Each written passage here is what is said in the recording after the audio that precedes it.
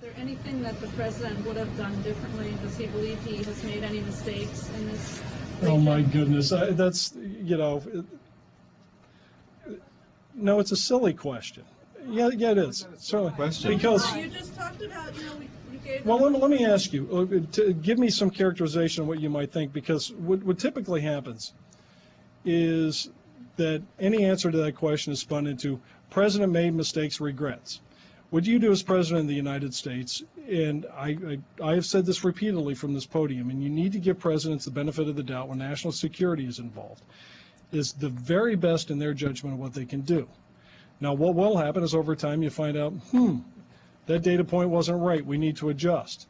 So for every adjustment, sure, in perfect hindsight, you would want perfect information and therefore perfect policy.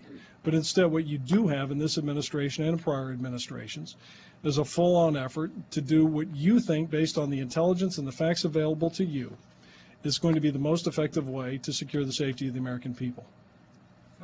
The notion that that's a silly question, when you have a president who draws a red line 3 years ago and says, we will not tolerate nuclear weapons, and now you have a country that just tested a nuclear weapon, you don't think it's fair to ask for some accountability as to what happened and whether there were mistakes made? David, the accountability lies in North Korea, not in Washington. That's it. There's no accountability for when this country engages in diplomatic activity or warfare. It doesn't have anything to do. There's no accountability within this government.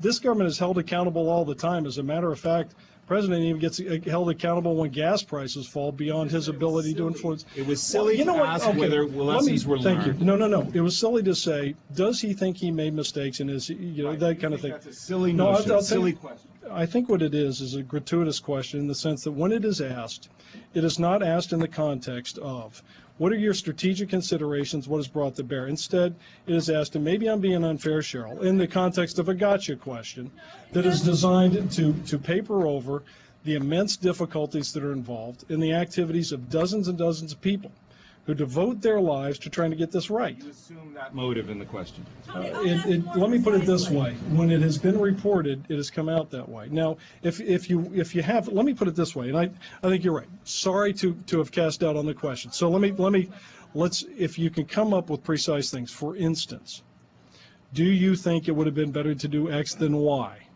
Again, it's second guessing. But what I want you to do when you ask a question like that is to have the presumption that a president of the United States, when weighing the security of the American public, is going to do everything in his or her power to make sure that the American people are safe, and will be demanding everything of those who work for him to work toward that goal, because that's what presidents do.